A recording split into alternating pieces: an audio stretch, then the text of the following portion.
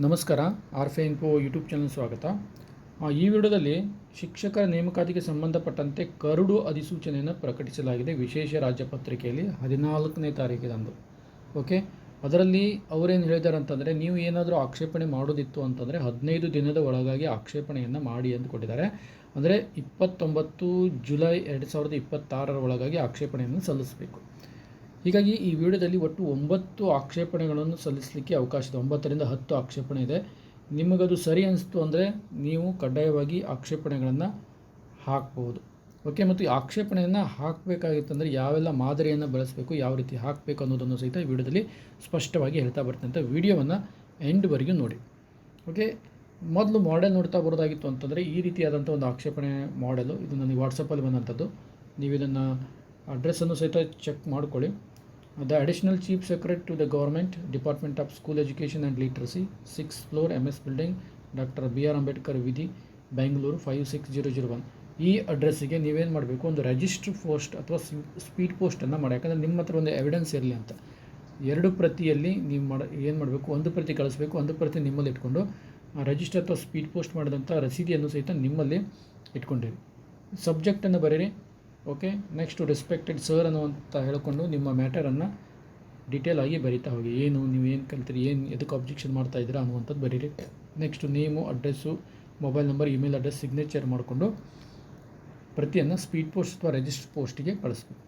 Okay, ಈ ರೀತಿಯಾದಂಥ ಮಾದರಿ ಇದೆ. ಇದು ಸ್ಕ್ರೀನ್ಶಾಟನ್ನು ತೊಗೊಳ್ಳಿ ಮತ್ತು ಇದೇ ರೀತಿಯಾಗಿ ಬರೆದು ಕಳಿಸ್ಲಿಕ್ಕೆ ಟ್ರೈ ಮಾಡಿ. ಓಕೆ, ಇಲ್ಲಿ ನಾವು 9 ರೀಸನ್ಸ್ಗಳನ್ನು ನೋಡ್ತಾ ಬರೋದಾಗಿತ್ತು. ಅಂದರೆ ಮೊದಲನೇದಾಗಿ ತಮಗೆ ಗೊತ್ತಿರುವ ಹಾಗೆ ನೋಡಿ, ಇಲ್ಲಿ ಮೊದಲೇದೇನು ಅಂತಂದರೆ ಫಿಸಿಕ್ಸ್ ಮತ್ತು ಮ್ಯಾಥಮೆಟಿಕ್ಸ್ ಅಭ್ಯರ್ಥಿಗಳಿಗೆ ಪೋಸ್ಟ್ ಸಂಖ್ಯೆ ಇಲ್ಲ. ಹೀಗಾಗಿ ನೀವು ಮೊದಲನೇ ಆಬ್ಜೆಕ್ಷನ್ನಲ್ಲೇ ಏನು ಮಾಡಿರಿ ಅಂತಂದರೆ, ಮೊದಲನೇದು ನೀವು ಯಾರು ಫಿಸಿಕ್ಸ್ ಮತ್ತು ಮ್ಯಾಥಮೆಟಿಕ್ಸ್ ವಿದ್ಯಾರ್ಥಿಗಳಿದ್ದೀರಿ ಅವರು ಆ ಹುದ್ದೆಯನ್ನು ಸಹಿತ ಅಲ್ಲಿ ಸೇರಿಸ್ರಿ. ಅಕಸ್ಮಾತ್ ಹುದ್ದೆ ಇಲ್ಲದೇ ಇದ್ದರೂ ಪರವಾಗಿಲ್ಲ, ಏನು ಕರಡು ಪ್ರತಿಯಲ್ಲಿ ಆ ಫಿಸಿಕ್ಸ್ ಮ್ಯಾಥಮೆಟಿಕ್ಸ್ ರೂಲ್ಸನ್ನು ಮೆನ್ಷನ್ ಆದರೂ ಮಾಡಿ ಅಂತ ಆಕ್ಷೇಪಣೆಯನ್ನು ಸಲ್ಲಿಸ್ಬೋದಾಗಿದೆ. ಯಾಕಂದರೆ ಆಲ್ಮೋಸ್ಟ್ ಅಲ್ಲಿ ಏನೋ ಪೋಸ್ಟ್ ಇಲ್ಲಪ್ಪ ಅಂತ ಇಟ್ಕೊಳ್ಳಿ. ಪೋಸ್ಟ್ ಇಲ್ಲ ಅಂಥೇಳಿ ಆ ಒಂದು ನೇಮಕಾತಿ ಪ್ರಕ್ರಿಯೆ ಫಿಸಿಕ್ಸ್ ಮ್ಯಾಥಮೆಟಿಕ್ಸ್ ಮುಂದಿನ ದಿನಗಳಲ್ಲಾದರೂ ನೇಮಕಾತಿ ಪ್ರಕ್ರಿಯೆಗೆ ಯಾವ ರೀತಿ ನಡೀತದೆ ಅನ್ನೋದಾದರೂ ಗೊತ್ತಾಗಬೇಕು. ಅದ್ರ ಸಲುವಾಗಿ ಆ ಸಬ್ಜೆಕ್ಟನ್ನಾದರೂ ಅಲ್ಲಿ ಮೆನ್ಷನ್ ಮಾಡಿ ಅಂತ ಆಕ್ಷೇಪಣೆಯನ್ನಾದರೂ ಸಲ್ಲಿಸಬೇಕು. ಇನ್ನು ಎರಡನೇದು ಅಂತಂದರೆ ಕೆಲವೊಂದಿಷ್ಟು ಪದವಿಗಳಿಗೆ, ಅಂದರೆ BCom ಆಗಿರ್ಬೋದು, BBA ಆಗಿರ್ಬೋದು, ಓಕೆ, BCA ದವರಂತೂ ಕಂಪ್ಯೂಟರ್ ಶಿಕ್ಷಕರಾಗಿರ್ತಾರೆ. ಓಕೆ, ಇಂಥ ಅಭ್ಯರ್ಥಿಗಳಿಗೂ ಸಹಿತ ಎಲ್ಲಿಯೂ ಅವಕಾಶ ಇಲ್ಲ. ಅವರೂ ಸಹಿತ ಏನು ಮಾಡ್ಬೋದು, ಆಕ್ಷೇಪಣೆಯನ್ನು ಸಲ್ಲಿಸಬೇಕು. ನಾನು ಹಿಂದೆ ಒಂದು ವಿಡಿಯೋ ಮಾಡಿದ್ದೀನಿ, ಯಾಕೆ BComದವರು ಕಡ್ಡಾಯವಾಗಿ ಸಲ್ಲಿಸಬೇಕು ಅಂತೇಳಿ. ಯಾಕಂದರೆ ಅವರಿಗೆ 9 ಮತ್ತು 10ನೇ ತರಗತಿಗೆ ಬೋಧನೆ ಮಾಡಲಿಕ್ಕೆ ಅವಕಾಶ ಕೊಟ್ಟಿದ್ದಾರೆ PUದವರು, ಆದರೆ ಹೈಸ್ಕೂಲ್ನವರು ಕೊಟ್ಟಿಲ್ಲ. ಹೀಗಾಗಿ ಅವರು ಅದನ್ನು ಸ್ಟೇ ಮೂಲಕವೂ ಸಹಿತ ಕೇಳ್ಬೋದಾಗಿದೆ. ಓಕೆ, ಇದು ಎರಡನೇದು. ಇನ್ನು ಮೂರನೇದು ಅಂತಂದರೆ ಇಲ್ಲಿ ಪರೀಕ್ಷೆಯ ಪ್ರತಿಯೊಂದು ಪತ್ರಿಕೆಯಲ್ಲಿ ಕನಿಷ್ಠ 35 ಅಂಕಗಳು ಅಂತ ಕೊಟ್ಟಿದ್ದಾರೆ. ನಾನೇನು ಹೇಳ್ತಾ ಇದ್ದ ನಂತರ 1ರಿಂದ 8ನೇ ತರಗತಿಗೆ ನಡೆಸುವಂಥ GPSTR ಅಲ್ಲಿ ಹೋದ ವರ್ಷವೂ ಇಷ್ಟಿತ್ತು. ಬಟ್ ಈ ಹೊಸದಾಗಿ ಏನು ಕರಡು ಪ್ರತಿಯಲ್ಲಿ HSTR ಸೇರಿಸಿದ್ದಾರೆ. ದೈಹಿಕ ಶಿಕ್ಷಕರಿದೆ ಮತ್ತು ಕಂಪ್ಯೂಟರ್ ಶಿಕ್ಷಕರಿದೆ. ಇವರಿಗೆ ಈ ಒಂದು ಅಂಕಗಳ ಏನು 35 ಕಂಪಲ್ಸರಿ ಅಂಕಗಳನ್ನು ತೆಗೆದು ಹಾಕಬೇಕು ಅಂತ ಆಕ್ಷೇಪಣೆಯನ್ನು ಕೊಡಿ. ಅವ್ರು ತೆಗೆದು ಹಾಕ್ಬೋದು, ಹಾಕ್ದೇ ಇರ್ಬೋದು. ಆದರೆ ಹಿಂದೆ 1ರಿಂದ 8ರ ನೇಮಕಾತಿಯಲ್ಲಿ ಇತ್ತದು. ಈಗ ಈ ಹೊಸ ಏನು ಮಾಡ್ತಿದ್ದಾರಲ್ಲ, ಹೊಸದಾಗಿ HSTR, PE ಆಗಿರ್ಬೋದು, ಕಂಪ್ಯೂಟರ್ ಶಿಕ್ಷಕರಾಗಿರ್ಬೋದು, ಅವ್ರಿಗಿದು ಬೇಡ ಅನ್ನುವಂಥ ಒಂದು ಆಕ್ಷೇಪಣೆಯನ್ನು ಸಹಿತ ಸಲ್ಲಿಸ್ಬೋದು. ಇನ್ನು ನೆಕ್ಸ್ಟ್ ನೋಡ್ತಾ ಬರೋದಾಗಿತ್ತು ಅಂತಂದರೆ, ಇಲ್ಲಿ ಪ್ರಾಥಮಿಕ ಶಾಲಾ ಶಿಕ್ಷಕರ ನೇಮಕಾತಿಯಲ್ಲಿ PUCಯಲ್ಲಿ 50 ಅಂಕಗಳು ಪಡಿಬೇಕು ಅಂತಿದೆ. ಇದು ಆಲ್ಮೋಸ್ಟ್ ಆಗಿ 50 ಅಂಕಗಳು ಪಡಿಬೋದು.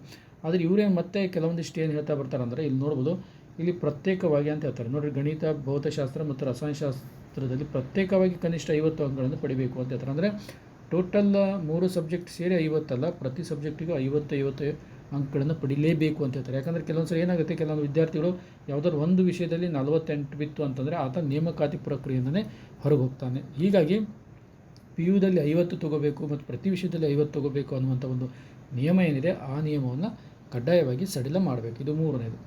ಇನ್ನು ನಾಲ್ಕನೇದು ನೋಡ್ತಾ ಬರೋದಾಗಿತ್ತು ಅಂತಂದರೆ, ಇಲ್ಲಿ ಪದವೀಧರ ಪ್ರಾಥಮಿಕ ಶಾಲಾ ಶಿಕ್ಷಕರ ನೇಮಕಾತಿ ಪ್ರಕ್ರಿಯೆಯಲ್ಲಿ ಅವರು ಕೆಲವೊಂದಿಷ್ಟು ಸಬ್ಜೆಕ್ಟ್ಗಳನ್ನು ಮೆನ್ಷನ್ ಮಾಡ್ತಾ ಬರ್ತಾರೆ. ಆದರೆ ಇಲ್ಲಿ ಏನಿದೆ, NEP ಅಭ್ಯರ್ಥಿಗಳು ಏನು ಮಾಡಬೇಕು ಅಂತಂದರೆ, ಇಲ್ಲಿ NEPಯಲ್ಲಿ ಏನಾಗುತ್ತೆ, 2 ಮೇನ್ ಸಬ್ಜೆಕ್ಟು, ಒಂದು OAC ಅಂತ ತೊಗೊಂಡು ಹೋಗ್ತಿರ್ತಾರೆ.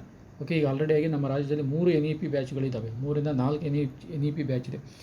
ಅವ್ರೇನು ಮಾಡ್ತಿದ್ರು, ಒಂದು ಹಿಸ್ಟ್ರಿ, ಒಂದು ಸೈನ್ಸು ತೊಗೋಬೋದಾಗಿತ್ತು, ಮ್ಯಾಥಮೆಟಿಕ್ಸು, ಹಿಸ್ಟ್ರಿ ತೊಗೋಬೋದಾಗಿತ್ತು. ಇಂಥ ಅಭ್ಯರ್ಥಿಗಳಿಗೆ ಏನಾಗುತ್ತೆ, ನೇಮಕಾತಿ ಪ್ರಕ್ರಿಯೆಯಿಂದನೇ ಹೊರಗುಳಿಬೇಕಾಗುತ್ತೆ. ಹೀಗಾಗಿ ಅವ್ರಿಗೂ ಏನಾದರೂ ಒಂದು ಅಲ್ಟರ್ನೇಟನ್ನು ಮಾಡಿಕೊಡಲೇಬೇಕಾಗುತ್ತೆ. ನೆಕ್ಸ್ಟ್ ಇಲ್ಲಿ ನೋಡ್ತಾ ಬರೋದಾಗಿತ್ತು ಅಂದರೆ ಗಣಕಯಂತ್ರ ಶಿಕ್ಷಕರು ಬರ್ತಾರೆ. ಗಣಕಯಂತ್ರ ಶಿಕ್ಷಕರ ವಿಷಯಕ್ಕೆ ನೋಡ್ತಾ ಬರೋದಾಗಿತ್ತು, ಬರೀ ಡಿಗ್ರಿ ಮಾಡಿಕೊಂಡು BEd ಇಕ್ವಿಲೆಂಟ್ ಸ್ಯಾಲ್ರಿಯನ್ನು ಪಡಿತಾ ಇರ್ತಾರೆ. ಇದನ್ನೂ ಸಹಿತ ಅಬ್ಜೆಕ್ಷನ್ ಮಾಡ್ಬೋದು. ಯಾಕಂದರೆ ಇಲ್ಲಿ BA TET ಪಾಸ್ ಆದಂಥ ಅಭ್ಯರ್ಥಿಗೂ ಅಷ್ಟೇ ಸ್ಯಾಲ್ರಿ ಇದೆ, ಜಸ್ಟ್ ಡಿಗ್ರಿ ಮಾಡ್ಕೊಂಡು ಬಂದವನಿಗೂ ಅಷ್ಟೇ ಸ್ಯಾಲ್ರಿ ಇದೆ. ಯಾಕಂದರೆ ಸಮಾನ ಅಂದರೆ ಶಿಕ್ಷಣ ಇಲಾಖೆಯಲ್ಲಿ ಒಂದೇ ಗ್ರೇಡ್ ಇದ್ದಾಗ, ಅವ್ರ ಪದವಿ ಬೇರೆ ಬೇರೆ ಇದ್ದಾಗ ಅಲ್ಲಿ ಸ್ಯಾಲ್ರಿ ಒಂದು 2,000 ಆದರೂ ಕಡಿಮೆ ಆಗಬೇಕಿತ್ತು. ಆದರೆ ಇವರು ಸ್ಯಾಲ್ರಿಯನ್ನು ಸಹಿತ ಈಕ್ವಲೆಂಟ್ ಮಾಡ್ಕೊಂಡು ಹೋಗಿದ್ದಾರೆ. ಇನ್ನು ನೆಕ್ಸ್ಟ್ ಇಲ್ಲಿ ನೋಡ್ತಾ ಬರೋದಾಗಿತ್ತು ಅಂದರೆ 5 ವರ್ಷದ ಒಳಗೆ BEdನ್ನು ಮಾಡಬೇಕು ಅಂದ್ಕೊಡ್ತಾರೆ. ನೋಡಿ, ಒಬ್ಬ ಶಿಕ್ಷಕಾಗಿ ನೇಮಕ ಆದ ನಂತರ 3 ವರ್ಷನಾದರೂ BEd ಮಾಡಲಿಕ್ಕೆ ಹೋಗ್ತಾನೆ. ಓಕೆ, ಒಂದು ಪ್ಲಸ್ ಇದು 2 ವರ್ಷದಲ್ಲಿ TET ಪಾಸ್ ಮಾಡ್ಕೊಳ್ಳಿಕ್ಕಂತೂ ಸಾಧ್ಯನೇ ಇಲ್ಲ. ಅಕಸ್ಮಾತ್ ಆಗದೇ ಇದ್ದರೆ ಮತ್ತೆ ಅವ್ರಿಗೇನು ಎಕ್ಸ್ಟೆನ್ಷನ್ ಮಾಡ್ತಾರೆ, ಎಷ್ಟಂತ ಎಕ್ಸ್ಟೆನ್ಷನ್ ಮಾಡ್ತಾರೆ. ಹೀಗಾಗಿ ಇದೊಂದು ಸಹಿತ ಅಬ್ಜೆಕ್ಷನನ್ನು ಮಾಡ್ಬೋದು.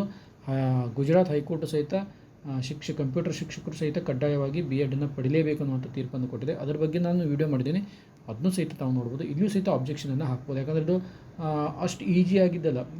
ಏನಾದರೂ ಈ ವರ್ಷ ನೇಮಕಾತಿ ಆದ ಅಂತಂದರೆ ಆತ 2 ವರ್ಷ ಪ್ರೊಬೇಷನರಿಯಲ್ಲೇ ಇರ್ತಾನೆ. ಆ ಟೈಮಲ್ಲಿ ಆತ ಕಲೀಲಿಕ್ಕೆ ಸರ್ಕಾರ ಕಳಿಸೋದಿಲ್ಲ. 3 ವರ್ಷದೊಳಗೆ BEd ಮಾಡ್ತಾನೆ ಅಂದರೆ 5 ವರ್ಷ ಇಲ್ಲೇ ಆಗಿಬಿಡುತ್ತೆ. ಓಕೆ, ಹೀಗಿರುವಾಗ ಇವೆಲ್ಲ ಟೆಕ್ನಿಕಲ್ ಸಮಸ್ಯೆ ಇರೋದರಿಂದ ಇಲ್ಲಿ ಇದನ್ನು ಸಹಿತ ಅಬ್ಜೆಕ್ಷನ್ ಮಾಡ್ಬೋದು. ನೆಕ್ಸ್ಟ್ ಪ್ರೌಢಶಾಲಾ ಶಿಕ್ಷಕರ ನೇಮಕಾತಿಯಲ್ಲೂ ಸಹಿತ ಇದು NEP ಪ್ರಾಬ್ಲಮ್ ಬರ್ತದೆ. ಯಾಕಂತಂದರೆ NEPಯಲ್ಲಿ ಯಾವುದೇ ಸಬ್ಜೆಕ್ಟನ್ನು ತೊಗೊಂಡು ಹೋಗುವಂಥ ಪಾಸಿಬಿಲಿಟಿ ಇತ್ತು. ಫಿಸಿಕ್ಸ್ ಮ್ಯಾಥ್ಸ್ದವರು, ಬಯಾಲಜಿ, ಜಿಯಾಲಜಿ, ಹಿಸ್ಟ್ರಿ ತಗೊಳ್ಳೋಕ್ಕೆ ಅವಕಾಶ ಇತ್ತು. ಆದರೆ ಇಲ್ಲಿ ಎಲ್ಲವನ್ನು ದ್ವಂದ್ವತೆಯಿಂದ ಕೂಡಿದೆ. ಹೀಗಾಗಿ NEPದವರು ಸಹಿತ ಅಬ್ಜೆಕ್ಷನನ್ನು ಮಾಡ್ಬೋದು. ಇನ್ನು ನೆಕ್ಸ್ಟ್ ಅಬ್ಜೆಕ್ಷನ್ ಏನು ಅಂತಂದರೆ, ಇಲ್ಲಿ ಪತ್ರಿಕೆಗಳಲ್ಲಿ ಸಾಮಾನ್ಯ ಕನ್ನಡ, ಸಾಮಾನ್ಯ ಇಂಗ್ಲೀಷ್ ಪತ್ರಿಕೆ ಇರುವಾಗ ಮತ್ತೆ 3ನೇ ಪೇಪರ್ನ ಅವಶ್ಯಕತೆ ಇರಲಿಲ್ಲ, ಭಾಷಾ ಪ್ರಾವೀಣ್ಯತೆ. ಯಾಕಂತಂದರೆ ಕನ್ನಡ ಮಾಧ್ಯಮ ಅಭ್ಯರ್ಥಿಗಳಿಗೆ ಈ ಭಾಷಾ ಪ್ರಾವೀಣ್ಯತೆ ಪರೀಕ್ಷೆ ಅವಶ್ಯಕತೆ ಇರಲಿಲ್ಲ. ಯಾಕಂದರೆ ಪ್ರಥಮ ಮತ್ತು ದ್ವಿತೀಯ ಭಾಷೆ ಕನ್ನಡ ಮತ್ತು ಇಂಗ್ಲೀಷಿಂದ ಓದ್ಕೊಂಡ್ಬರ್ತಾರೆ. ಹೀಗಾಗಿ ಈ ಒಂದು ವಿಷಯದ ಬಗ್ಗೆ ಅವಶ್ಯಕತೆ ಇರಲಿಲ್ಲ. ಓಕೆ, 1ರಿಂದ 8ನೇ ತರಗತಿಗೆ ಸಂಬಂಧಪಟ್ಟಂತೆ ಮೊದಲೆಲ್ಲ ಇತ್ತು. ಆದರೆ ಈಗ ಹೊಸದಾಗಿ ಬಂದಿರುವಂಥ HSTR ಮತ್ತು PE ಮತ್ತು ಕಂಪ್ಯೂಟರ್ ಶಿಕ್ಷಕರ ಒಂದು ಏನು ಕರಡು ಇದೆಯಲ್ಲ, ಈ ಕರಡಿನಲ್ಲಿ ಈ 3 ಸೆಕ್ಷನ್ಗಳಿಗೆ ಬೇಡ ಅಂತೇಳಿ ಸಹಿತ ಅಬ್ಜೆಕ್ಷನನ್ನು ಮಾಡ್ಬೋದು. ಯಾಕಂತಂದರೆ ಇಲ್ಲೂ ಸಹಿತ ಕನ್ನಡ ಇಂಗ್ಲೀಷನ್ನು ಎಕ್ಸಾಮ್ ಅಟೆಂಡ್ ಆಗ್ತೀವಿ, 3ನೇ ಸೆಕ್ಷನ್ದಲ್ಲಿ ಸಹಿತ ಕನ್ನಡ ಇಂಗ್ಲೀಷನ್ನು ಅಟೆಂಡ್ ಮಾಡಬೇಕಾಗುತ್ತೆ. ಓಕೆ, ಈ ರೀತಿಯಾಗಿ ಸಮಸ್ಯೆಗಳು ಈ ಕರಡಿನಲ್ಲಿದೆ. ಈ ಎಲ್ಲವಕ್ಕೂ ಆಕ್ಷೇಪಣೆ ಸಲ್ಲಿಸಿ ಟ್ರೈ ಮಾಡಿ. ಓಕೆ, ಅವರು ಅಕ್ಸೆಪ್ಟ್ ಮಾಡ್ಬೋದು, ಅಕ್ಸೆಪ್ಟ್ ಮಾಡದೇನೂ ಇರ್ಬೋದು. Okay, thank you.